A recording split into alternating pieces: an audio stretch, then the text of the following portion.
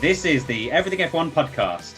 Today we're going to talk about all of our predictions for the 2021 season. Stay tuned.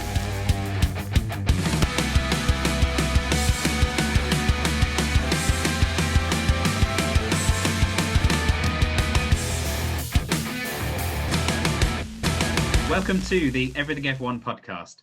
Don't forget to follow us on all social medias. We are on Facebook, Twitter and Instagram. And don't forget YouTube and our own website, www.everythingf1.com, and on all social medias at @joinef1. Formation lap. This is the Everything F1 podcast with me, James Tiller. Today we've got with me Joe, Adam and Sponge, aka James. And we're going to chat to you about all things F1. I'm going to make our bold predictions for the 2021 season. So first up, let's just say hello. How are we all today? We'll start off with Sponge. How are you doing today? Yeah, all good, thank you. Not been feeling great, but I'm all good. Ready to talk all things F1. Brilliant. And you, Adam, how are things today? Yeah, great. Can't wait to talk about F1. Oh, best subject in the world. And Joe? I am great. Thank you. How are you, Tiller? Yeah, I'm really good too. Looking forward to finding out what you all think is going to happen this season. Are they going to be sensible suggestions, or are they going to be completely wacky and out there? Let's find out. So today we're going to talk about our predictions. First and foremost, why don't we talk about the championship winner? Who do we think is going to be the drivers' champion of 2021? Let's go diagonally on my screen as we talk today to Adam. Who's your number one championship winner this year? Unfortunately, I'm going to say Hamilton because... And that kind of stuck in your throat because you're not a Hamilton fan, are you? Yeah. No, but I just feel like why would it be any different this year than the last 5 or 6 years? So, yeah. Okay.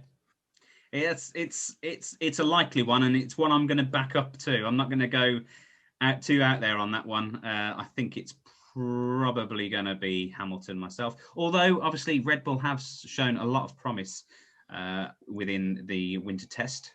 I don't think we saw Mercedes full hand, but maybe we did. How about you, Joe? Who you putting down for your number one championship winner in 2021? I am going to stick with Lewis. I think he's still got it. I think it's going to be another year. So, yeah, go with Lewis for number one. 3 for Lewis. So, are we going to have anyone going against the grain? If there's anyone to go against the grain, there is one person that always tries to do that, and that's Sponge. I don't. What do you think, Sponge? Who do you think is going to go and stick that championship trophy on their shelf? A sensible option, I think, is definitely Lewis. My outsider might surprise people, but I'm going to go with Checo. Ooh, Checo. That's my outsider. I think, put it this way, it's Hamilton, or like I say, if he for whatever reason doesn't, I think Checo is the next in line at the moment, to be honest. So you think he's going to really take it to Max Verstappen this year and be the dominant Red Bull? I think so. Yeah, he's got the experience, definitely. It just depends on how the team and Max react to it. Mm-hmm. Be interesting to see. Are they going to give him the same car that Max gets? That's the question. Well, this is the thing, but I mean, he's proved constantly, hasn't he, that he can race a second car. I mean, He was second to Lance, and he still quite regularly, took it to him. So he outscored him, and he missed two races. Yeah, and very often, very often it was quite apparent that the team tended to favour one driver over the other. Let's just say. Yeah. And it wasn't Checo. So, what do you think on Sponge's prediction then, Joe? Obviously, you're a Max Verstappen fan. Do you think? What do you think? Give us your honest opinion between Sergio Perez and Max Verstappen. Do you think Sergio Perez can take him, or do you think Max is still too embedded in the team and part of the structure of the team for that to happen?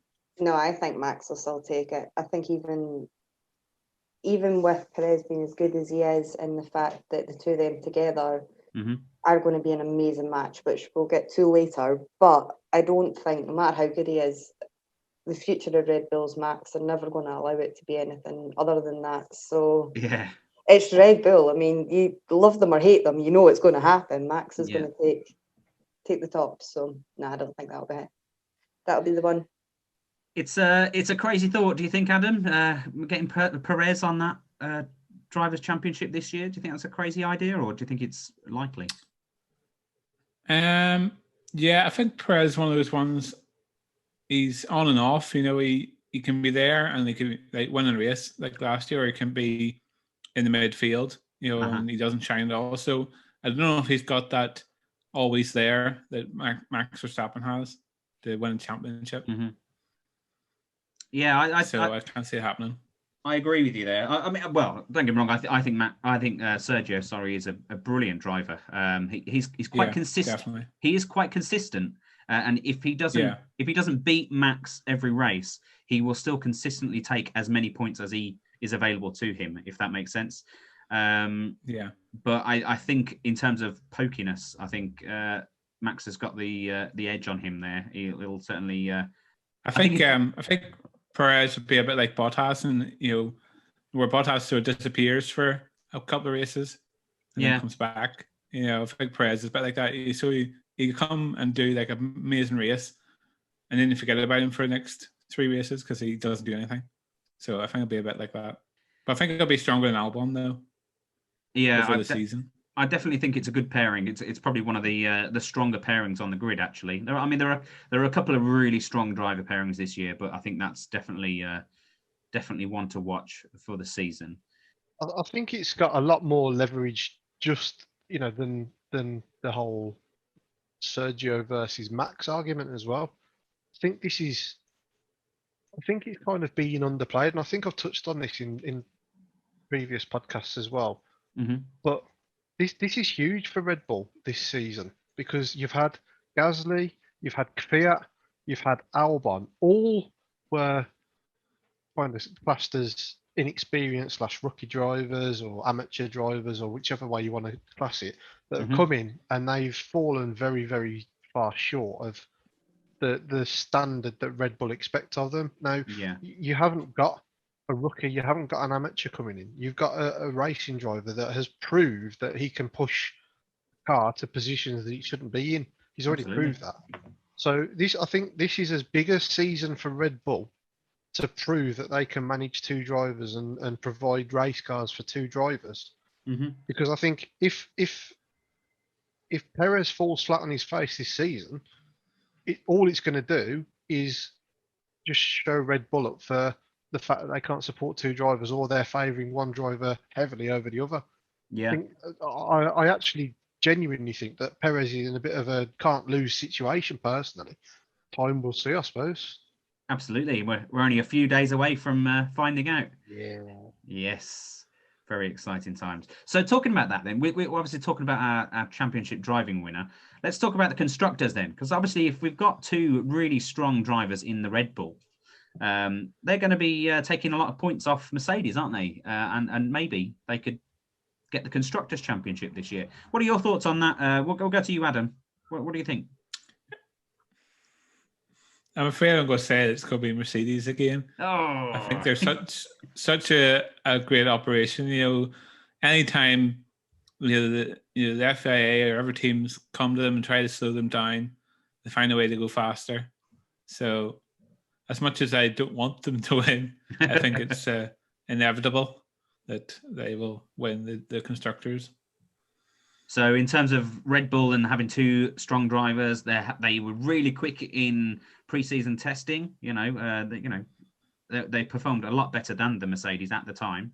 And I'm sure last week we discussed obviously the Mercedes not being so strong this year in terms of they're having difficulties, and they are genuine difficulties. I think you said. You think Mercedes are going to get on top of those difficulties quite quickly? Yeah, and we saw during the test as well, their long run pace was probably the fastest of anyone during the test. And it's always been their strength is the races and strategy, and getting those front rows and getting the 1-2s just racking up the points. I think there's so much of a winning machine that they'll certainly quickly overcome any issues at the start of the season, if there is any. We don't know yet. That's true. We don't know. We don't know if they were just, playing pretend, trying to get people's hopes up. How about you, Sponge? Obviously, you're saying Perez has got the outside shot for the championship. So that must mean you think the Constructors is not a dead cert for Mercedes either.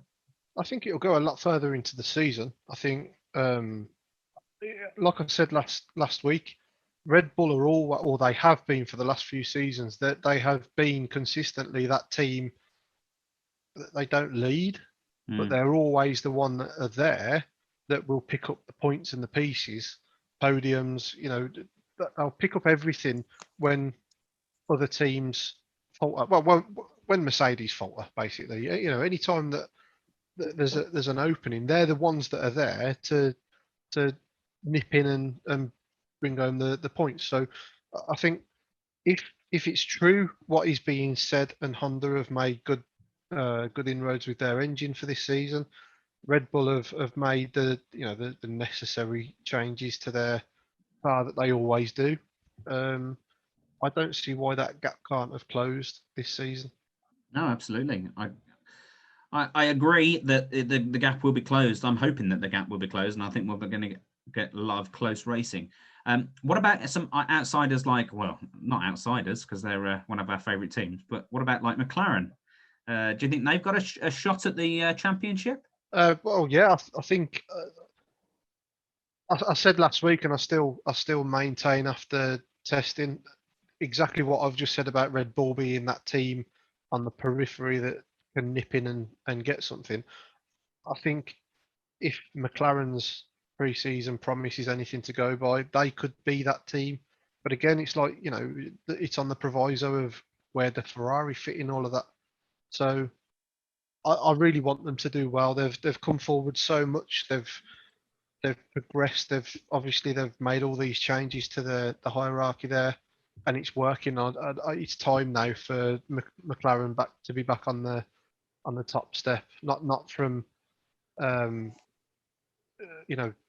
capitalising on a bit of a crazy race, but being there now for through merit and being there consistently. I think it's their season now that they've got to start pushing forward on that front. So I sincerely hope they do. Absolutely. Yeah, sure. How about you, Joe? What's your Constructors' prediction? I think it's going to be Red Bull, probably Red Bull, Merc, then McLaren. Oh, yeah. There you go. That's the first one that's outwardly said definitely going to be Red Bull. That's good to hear that we're going to have some differences of opinions tonight, because it would be quite boring if we all agree with each other all night. We've also had some predictions by just written in from our colleagues, I should say, on the Everything F1 team. Scott has very much gone with the Hamilton and Mercedes for the winners of the Constructors and the drivers. We've got Danny, who has said Hamilton will win the drivers, but the Constructors champion will be Red Bull. So he's also agreeing with you there, Joe. We've got 𝐃𝐫𝐢𝐯, who's saying also that Verstappen, also that Red Bull will become the Constructors Championship champion, but Verstappen will be the drivers champion too. So he's going completely out there with the drivers prediction, which I think this year it's probably his best opportunity. If that Mercedes does have a few dodgy races at the start of the season, and Mercedes are playing catch up. What do you think? What do you think Max's chances are this year, Adam? I know obviously we've talked about Perez and we've talked about Hamilton. Do you think he has got the shot? He's obviously got the talent. Will he have the car? Yeah. I definitely think it's his best chance. Certainly before next year, where there's a lot of changes, so we don't know how it's all going to work.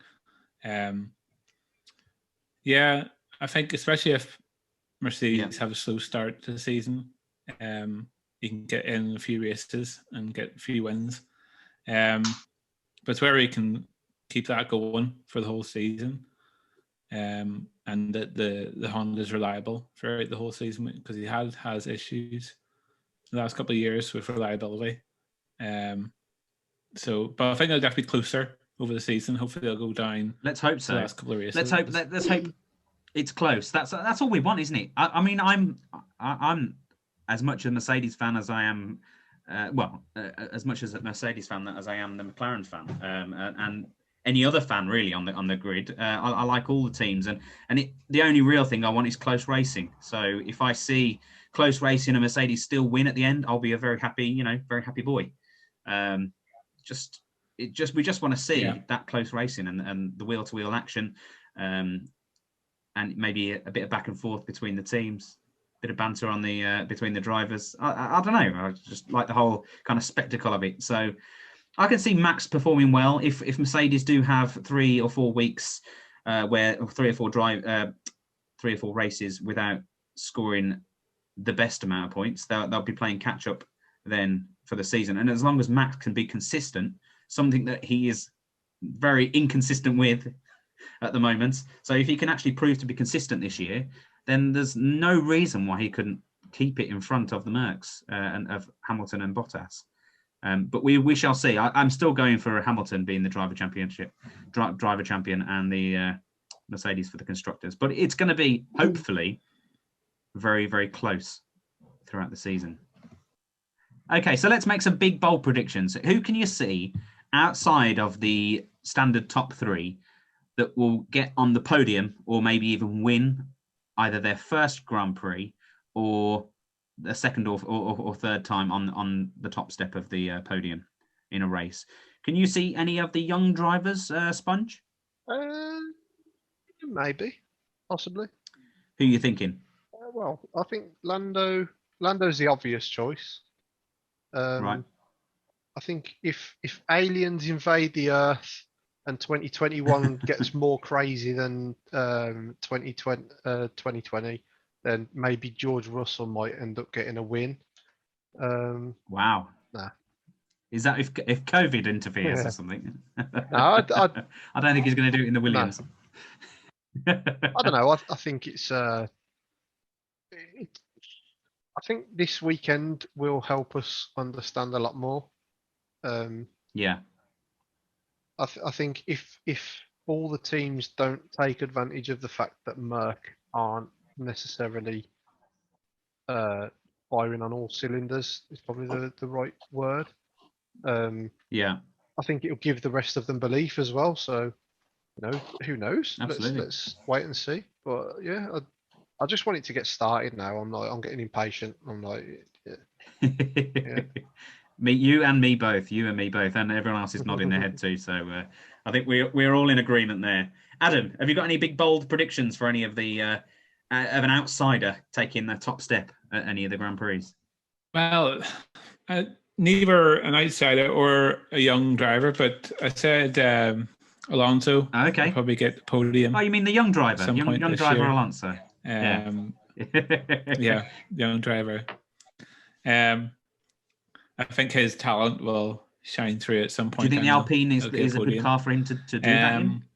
I think it might take a crazy race, but like Gasly last year in Monza. I also thought Tsunoda in the AlphaTauri might get a podium. That would be great to see. He's very, very quick. We've all spoken about how quick we think he is. So let's hope.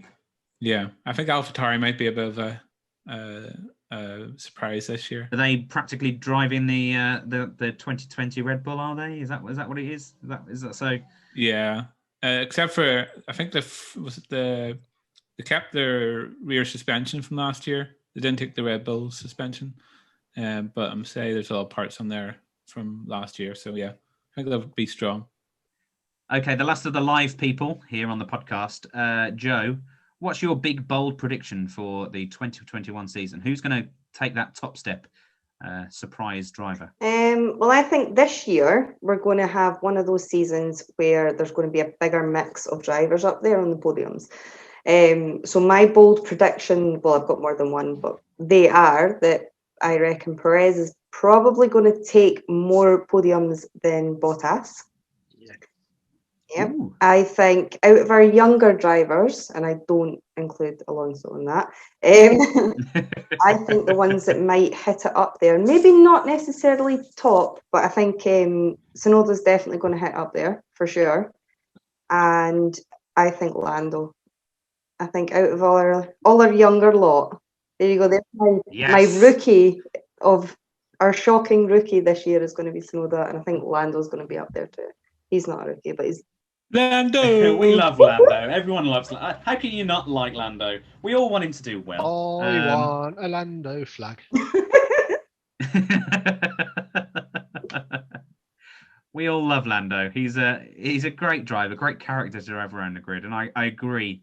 After quite a few very close calls last year, and obviously the one podium at the start of the season, it was a shame not to see him on many more. And I do think the car is going to be much better this year with that Mercedes engine in too. So yeah, I can see that. That's my that was going to be one of my bold predictions, really. Although it's probably not that bold, really.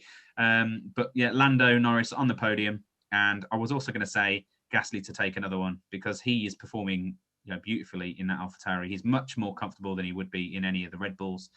So I don't think it's that much of a bold prediction. I think it's probably quite likely that it'll be kind of around there at some point. I completely agree. I think those AlphaTauris are like the wild card, the underdogs of this season. I think they're just going to scoot right in there.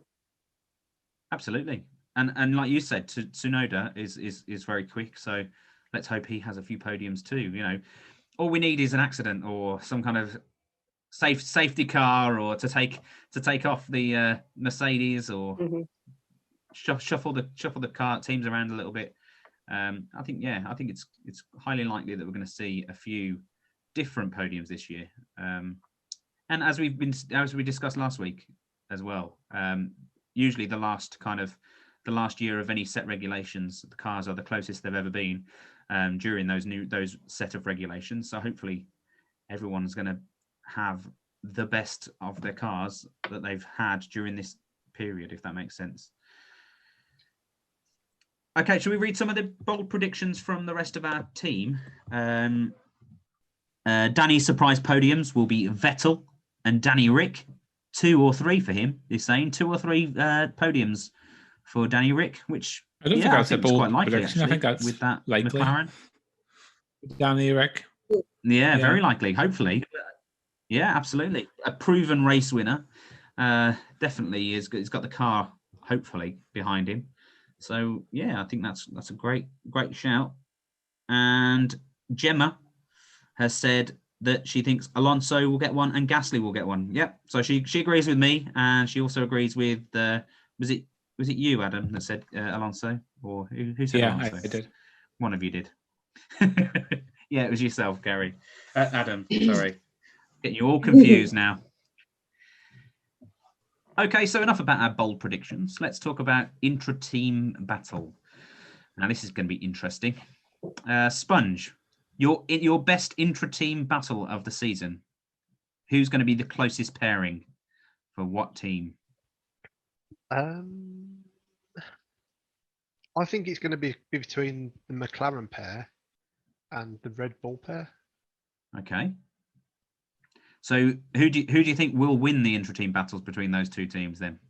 I still think Danny Rick will come out on top in the McLaren battle, but I think it'll be. I said it last week. I think it'll be the tale of two halves of the season. I think Lando will kind of go out in front a little bit while Danny Rick's getting used to the car. Okay. And then I think Danny Rick will come back and take it. I still. I don't know whether it's because I think it or I really want it to happen, but I still think Sergio Perez is going to show Max Verstappen up. Ah, okay. I do. Yeah. It's worth a fiver, isn't it? At the end of the day, Who's going to take that bet? Who's going to take that? At the end of the day, anything could happen. If the last year's anything to go by, anything in this world could happen. So why not? Yeah. Which of those two are you most excited to see? Are you most excited to see the McLarens, or are you most excited to see I'm nervous to see the McLarens. Right, okay. Because they're your team. Because I really, really, really want them to be a kind of extension of the bromance between Norris and Sainz. But I hope that Danny Rick doesn't kind of go like, oh, I'm going all honey badger on everybody, and there are no friends, and like I'm hulking up and just like going after everyone. I think there's a danger of that happening because I think he's at a stage of his career now where he's like, I need to prove myself. Maybe not even to like everyone else. Maybe he's like, I need to prove myself to myself. Yeah. So I'm nervous about that one. I'm interested to see the Red Bull for exactly what I said before. I don't think it's just about drivers anymore. I think this is more about can the team support two drivers. Yeah. Okay. And I want him to show Max up at the end of the day. That's what you want. Yeah. I want Max to storm out with his dummy in his mouth and all his toys out the pram. Where's Daddy? I want my Daddy. How about you, Joe? Which driver pairing do you think is going to have the closest battle? Which one are you excited to see the most? They don't have to be the two same teams. Believe it or not, I'm just going to kind of mirror exactly what Sponge said. I've already written it down. Norris and Danny and the Red Bull boys. They're the two. Sorry, Joe. That's all right. No, I mean, even the reasons are pretty much the same. I mean, I think that given the fact that Danny's in his more mature years, and this is, after leaving Renault after such a short amount of time, his reasons for doing it, I think he's got a lot to prove, and he's running out of time to prove it. Norris is now at a stage where not only are the rookie years gone, but he had a really good year last season, and I think he's pushing to go up, whereas Danny's pushing to prove that he's still got it in him, and I think that's going to end up, just coming out on the track, and it's going to be amazing to watch. As for Red Bull boys, well, it's kind of obvious, isn't it? I mean, Max is either going to make it perfect or scream and crash out, and I love him. He's all know do. Perez has got something to prove, but at the same time, he, in a lot of ways, is probably more consistent than Max. I don't really know. I haven't really looked at it a huge amount. But at the same time, the two of them together, if they can keep that consistency up, fighting against the Merc boys, as a team, they have got a lot to gain this season. A lot. They can easily, in my mind, knock Bottas right out that picture. Yeah. And when you've got the two of them scoring good points continuously, it just depends. Or is Max going to get his back up and go, wait a minute, this is mine. You can't be too good. And then it just ends up being a disaster. So that can be, I think they're going to be the interesting ones to watch. Yeah, absolutely. I agree. I've got another one that I'm going to put in there. But how about you, Adam? What are your what's your intra-team battle that you're looking forward to the most, and who do you think is going to win out of that too? Well, like the other two said, McLaren I think is going to be exciting. I think it's just because we're all McLaren fans, so it's just like that's what we want to watch. But I think there's going to be a lot of interesting battles all the way through the field. As I said, Red Bull, we've got Renault with Alonso and Ocon, and see how does the old guy go up against the young guy. As I said, AlphaTauri with Tsunoda and Gasly, how is that going to work? Haas, the two rookies, who's going to come out on top between the two rookies? I think Williams, we know what's going to happen with Williams. I think George Russell is going to beat the Tiffy as usual. Who have I missed? Have I missed anyone in that? Oh, Alfa Romeo. Well, that was Alfa Romeo. It's going to be. Yeah, I was going to throw out also Ferrari as well. Yes, Ferrari as well. I think Leclerc will come out on top. I think Leclerc was putting the car where it wasn't supposed to be last year. And for a lot of time he was fourth in the championship in the Ferrari. So I think he'll be strong, especially being in the Ferrari for a couple of years. Yeah, well, I was going to make the point about Ferrari. Are they going to let their drivers race? Obviously, we've had this discussion on previous podcasts.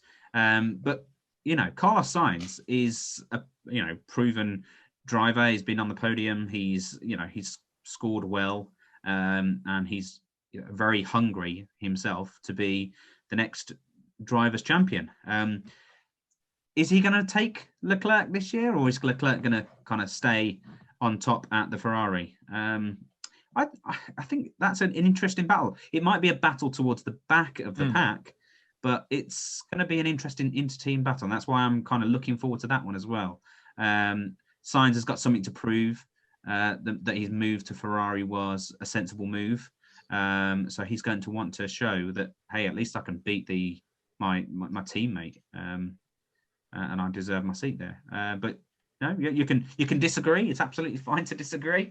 But I think Sainz will take it to Leclerc as much as possible. I don't know that he's going to win necessarily, but I think it will be a very close and interesting battle. And I think we might get a few kind of tears over the radio as well, which is always makes the race a bit more entertaining, isn't it? What are your thoughts on any of those pairings that we've just mentioned, Sponge? I agree with the Ferrari thing, but I think Ferrari in a similar position as to Red Bull. Mm-hmm. We've said many times on here that we don't think Ferrari are capable of supporting two drivers. So yeah, I think they're in the very, very much the same position where they've got to prove now that they can give these drivers the best car, because Carlos doesn't need any intros anymore, does he? You know, he's been around long enough. He's shown that he's quick enough. So yeah, time to step up. But I mean, again, depends what car they bring to the party, really. Absolutely, I agree. I wanted to touch on Jamie Coops has made some predictions in the comments, which we forgot to touch on too. So I wanted to make sure we did mention those. He thinks Tsunoda will beat Gasly this year at the AlphaTauri team, which is that's quite a bold prediction. You know, Gasly is very comfortable in that team, but Tsunoda is rapid, quick. So yeah, it's quite a bold prediction, but I think it could happen. I can definitely see it happening. And Coops' rivalry that he's looking forward to is the Mazepin and the F1 fan base. So I think that's going to be one to watch. He is the That's a decent shout. Mazepin against the world. Especially if he beats Mick Schumacher. It's going to be everyone's going to be like, what? Oh Lord, what a thought. Let's talk about it then. So we know Mazepin can drive a car. We obviously know Mick comes from a big lineage of Formula One drivers with his dad and his uncle, and he's also got a cousin that's in there. And what, really? I didn't know that. Why is no one reporting on this? So what do we think? Do we think that Mick's got the run on Mazepin or Mazepin? How are we saying that? Am I saying it right? Mazepin. What do you think, Adam? Do you think Mick's got the run on Mazepin? Yeah, I think so, but you never know. Well, Mick did win the championship in the same year as Mazepin, so we'd have to say he's better. But then I don't really know much about F2, so I don't know what the cars were like. But yeah, right. You would hope. Well, they're all the same. Yeah. So you'd think that was a good kind of barometer for how well they are against each other, how good they are against each other. Yeah, I think Mick with his genetics will come through on top. Yeah. Well, I think that's what everyone is probably going to say, but he has got a lot of pressure on his shoulders, Mick, to actually perform, and obviously the name to follow. Will Mazepin, the fact that he hasn't got the pressure to perform, could he potentially perform much better because he hasn't got people watching him all over and making news articles about him and his father's driving skill and comparing him all the time. What do you think, Joe? I actually think that I think Mazepin's going to come out in front, to be honest. I think from the very little, and it is very little that I know about F2 and Schumacher himself, it appears that he normally takes that first year, he's a little bit slower, not necessarily in speed, but he sits back, learns. It just takes him a little bit longer to get comfortable, and it's normally his second season where you see him just hit the ball rolling and away he goes. Based on the very little I know about Mazepin, I'm going to go with following the trend that, Schumacher's not really going to be doing anything amazing that first year. It will be next year you'll see him, much like what Lando did. Take that year to learn, sit back, get the ropes, and then go for it the second year. Which, to be fair, if you have that option, is a pretty good way of going.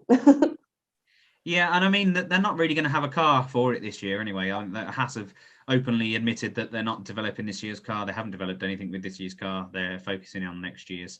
So it's probably good for them because it means that they can just kind of learn their craft and perfect it ready for when hopefully the regulation change mixes everything up for. Okay, so the last prediction that we're going to make today, we're going to say who's going to be last, who's going to get the wooden spoon of the drivers, and which constructor is going to get the old rusty wheel rim. Who do you think, Adam? I think the last in drivers will probably be Latifi. I don't think he's shown anything in the last 2 years to say otherwise, even below the Haas drivers, I think.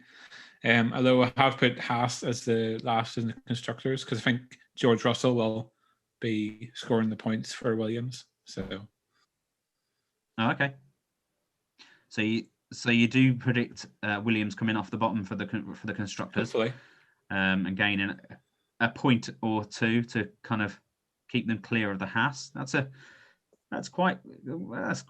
sounds quite likely, really, given that the Haas have openly admitted that they're not going to do anything on that car. How about you, Sponge? Who do you think is going to be the last team and driver? Team, I think it's going to be between Haas and Williams. Driver, 100% way out on his own in last place. He's going to be Nikita Mazepin. Oh, really? The lad's done nothing. The lad has never done anything. He's never really impressed. He's never shone. He's never driven quicker. He's just existed.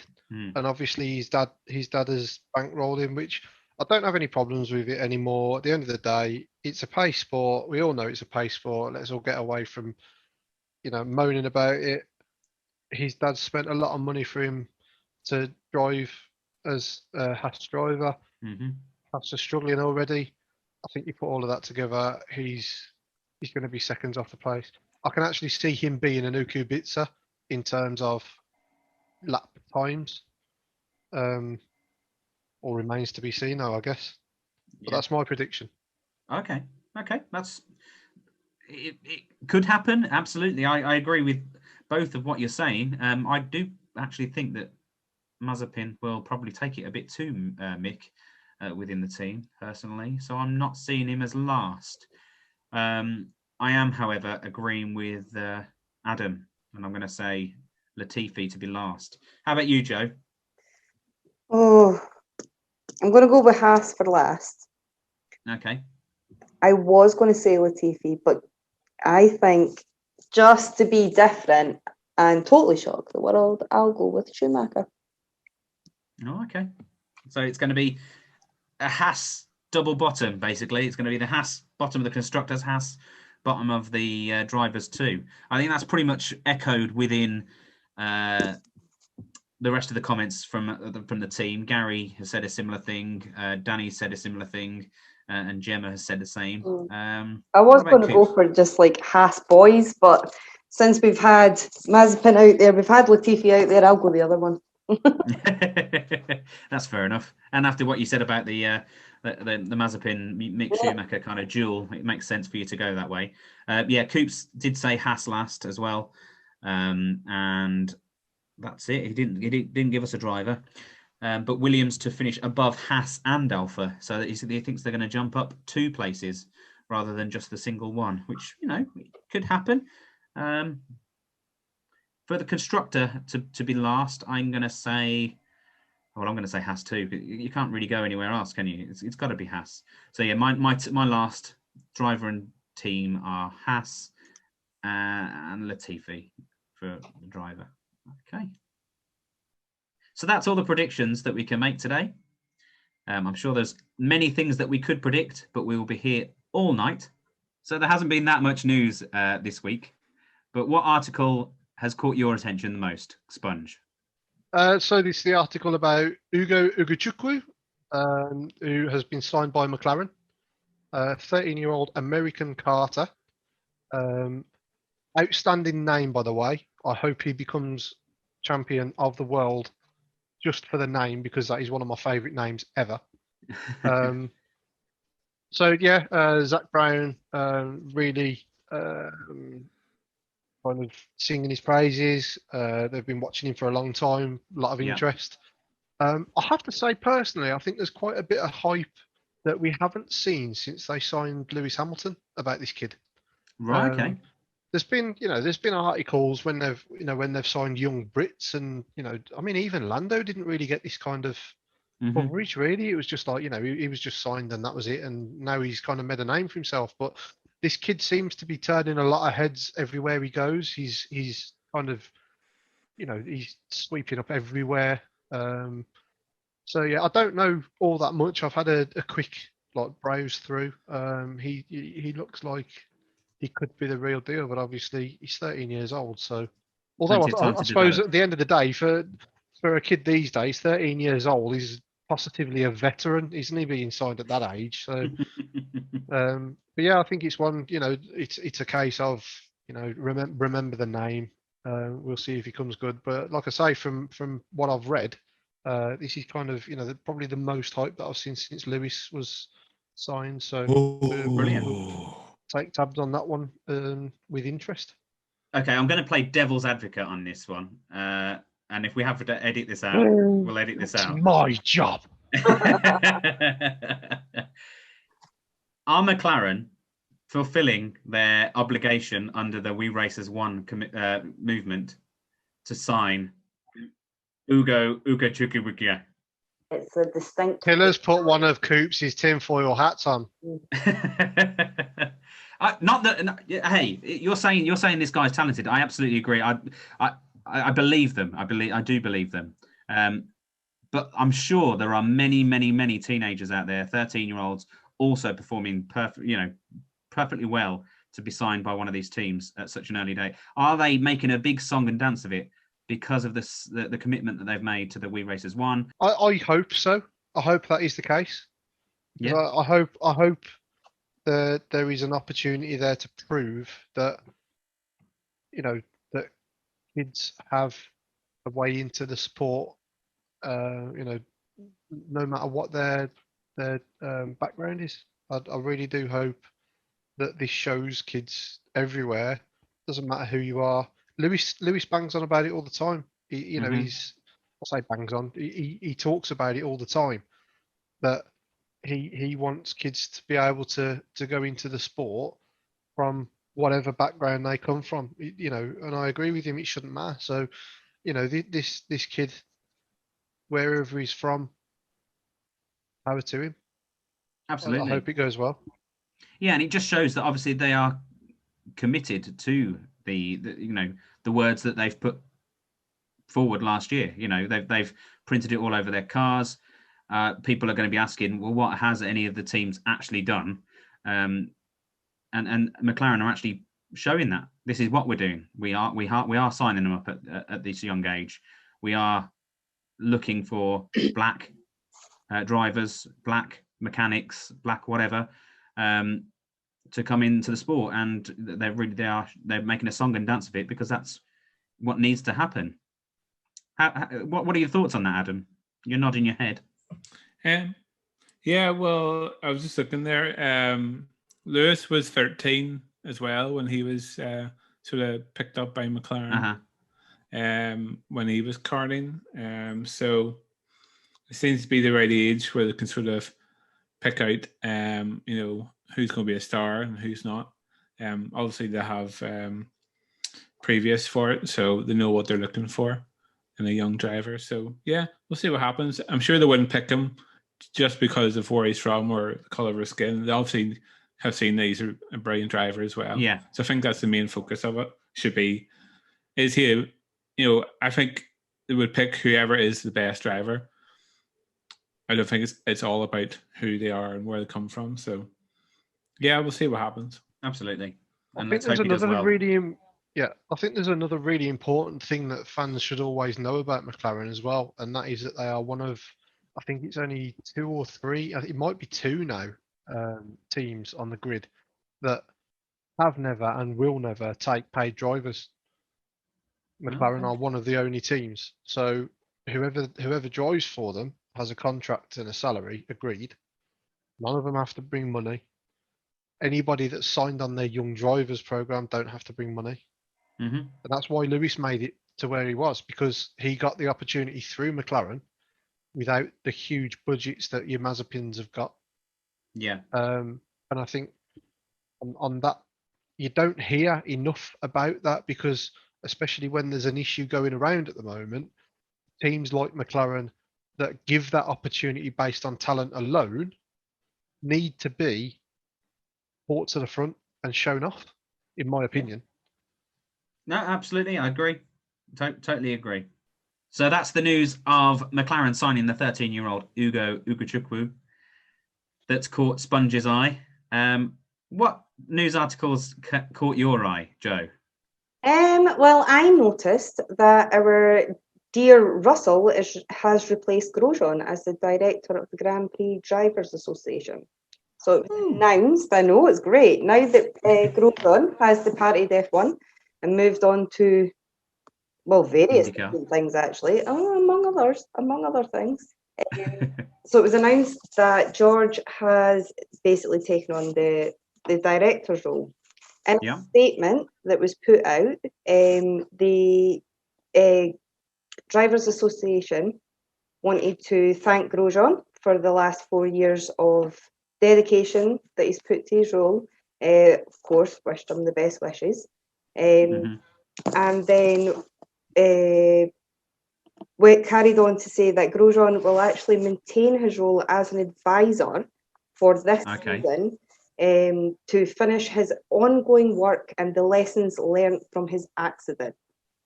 Right, okay. So that's quite interesting. Russell is extremely honoured. He put out a little thing saying thank you, and is really excited about it. So that's really good. Yeah, it's quite a young driver to be in that position, and obviously shows how the other drivers, how highly they rate him as a person, not just a driver. All the other drivers have voted him in. So he takes that position alongside Sebastian Vettel, and Alexander Wurz is he the officer or something like that of the Grand Prix Drivers Association? Yes. Yeah. So yeah, well done.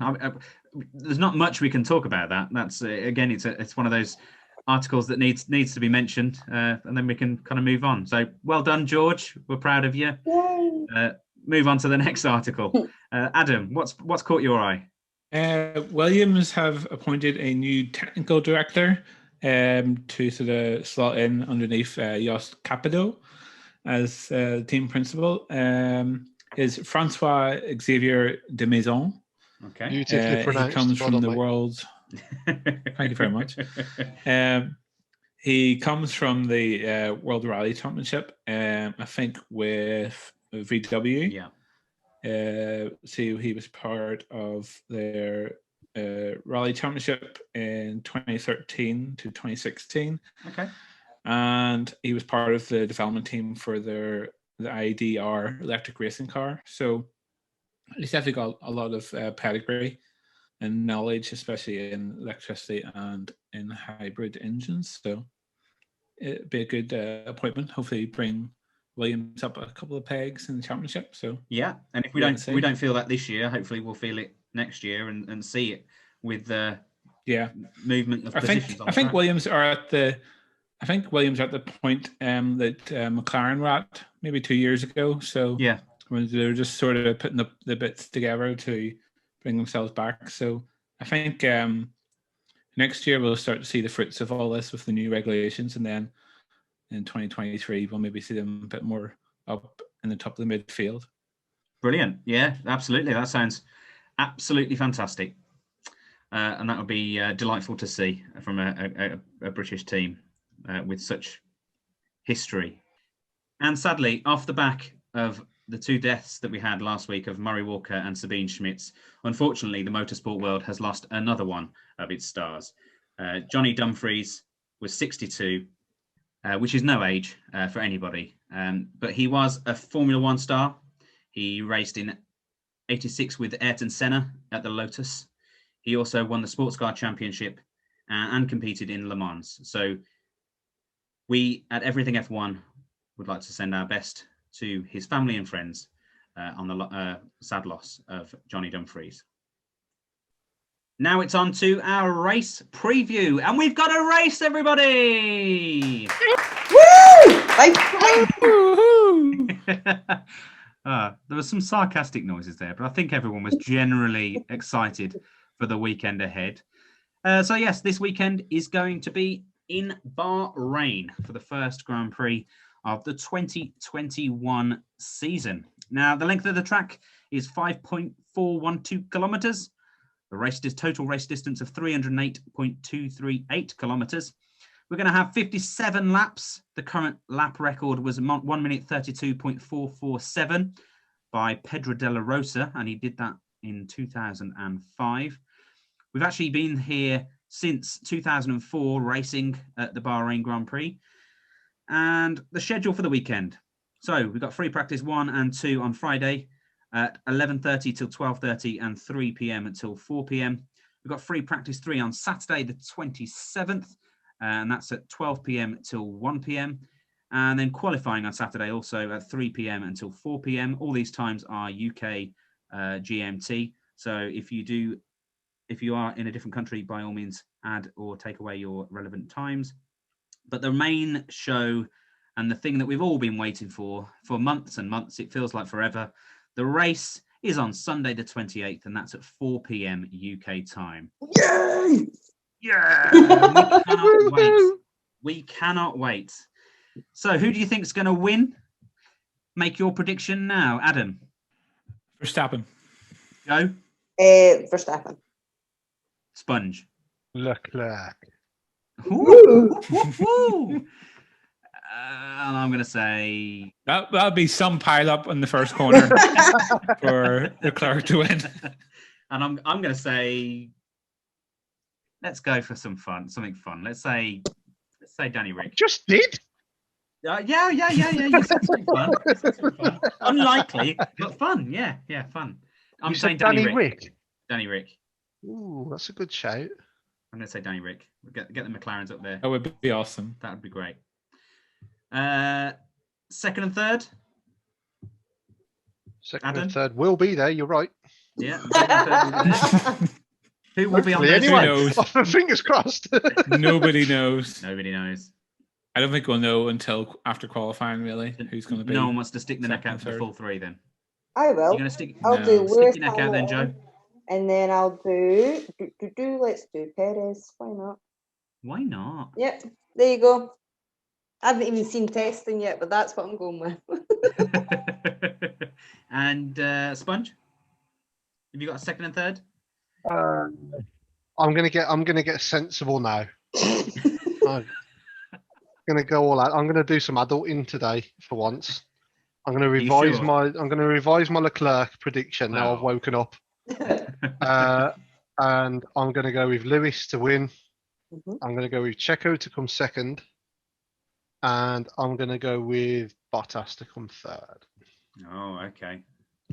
Predictable and boring. Well, I'm going to stick with Danny Rick on the top step, and I'm going to say, Max on the second step, and then Lewis on the third. Oh, That'd be good. Yeah, that'd be a nice grid, wouldn't it? A nice finish. Yep. Yeah. Who do you think's going to have a DNF in the race, Adam? Alonso, because it'd just be hilarious. It would be fun. Although I don't think there'll be many Spanish people thinking that would be a fun thing. He's got lots of fans over there. The bigger question is when until Alonso says GP2 engine on the radio. I don't think it'll be the first race. Give him a few to settle in first. How about you, Sponge? Who do you think is going to DNF? I think both Hasses will DNF. Okay. They're going to be there for a data exercise. Right. Mazepin will get his own DNF, which is a did not fondle. But yeah, I think the Hasses. I'm not sure in terms of pile up on the first corner. I hope they all get around.